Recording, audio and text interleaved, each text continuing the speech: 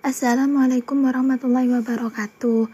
Kembali lagi kita bertemu dengan pembelajaran bahasa Madura kali ini secara daring.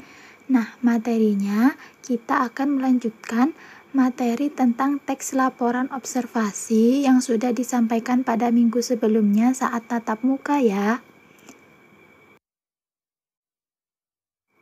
Pada pertemuan sebelumnya, kita sudah belajar tentang Ponapas Eka maksud teks laporan observasi atau apa sih yang dimaksud dengan teks laporan observasi itu. Kemudian kita juga sudah belajar tujuan teks laporan observasi dan gunanya menyusun teks laporan observasi. Nah, sekarang kita akan lanjut ke materi selanjutnya ya. Nah, selanjutnya ini kita akan belajar tentang struktur teks laporan observasi. Jadi, ketika kita akan dan ingin menyusun teks laporan observasi itu tidak sembarangan ditulis.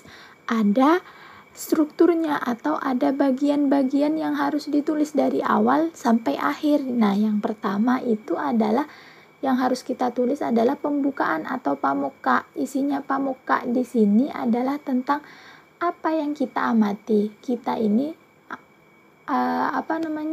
apa yang kita amati itu apa, itu ditulis. Kemudian yang kedua adalah bagian isi. Bagian isi ini menjelaskan deskripsi bagian dan deskripsi manfaat. Jadi deskripsi bagian di sini maksudnya adalah kita mendeskripsikan, menjelaskan apa itu yang bagian-bagian yang kita observasi. Kemudian kalau deskripsi manfaat itu adalah gunanya objek yang kita amati atau objek seetalekteki. Atau apa sih yang manfaat dari apa yang kita amati itu apa. Kemudian yang ketiga adalah panotop. Di bagian panotop ini kita akan menjelaskan tentang kesimpulan dari keseluruhan yang sudah kita tulis atau akhir dari pengamatan kita. Kemudian ini Ustazah ada contohnya di halaman 10 buku kalian. Di situ ada tentang teks laporan observasi tentang jalan-jalan ya. Kemudian coba kita bedah, coba kita teliti apakah 3 struktur teks laporan observasi terdiri dari pamuka, esai, dan panotop ini sudah ada di teks laporan observasi yang ada di buku kalian tersebut. Nah, kita coba dari yang pertama ya, pamuka atau isinya menjabarkan tentang apa yang diamati, ponapas seetalekteki. Ada ndak ya yang di teks buku kalian itu? Ada, bener.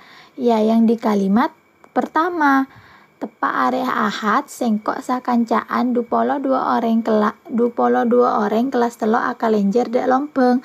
Jadi yang diamati adalah kelas 3 yang sedang jalan-jalan ke lompeng. Kemudian isinya, berarti isinya dari mana? Kemudian isinya di sini dari sini. Saya berengi Pak, ini deskripsi bagian atau bagian-bagian objek yang kita amati, apa saja yang diamati, yang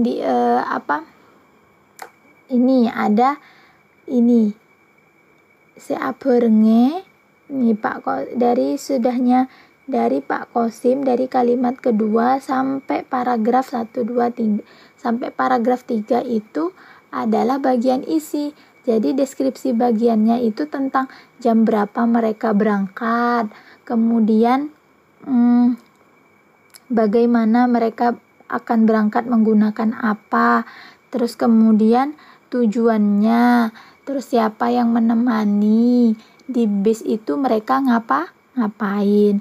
Dan deskripsi manfaatnya di sini adalah tidak dijelaskan secara rinci, tapi di sini disebutkan di paragraf 2. Di situ manfaatnya adalah ini, anak-anaknya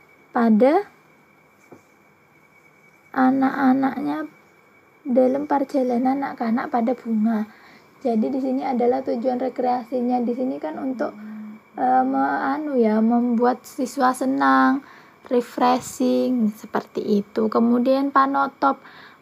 Jadi Sebelum ke penutup, jadi bagian isi ini bisa menjelaskan deskripsi bagian saja atau bisa menjelaskan deskripsi manfaat saja atau bisa kedua-duanya.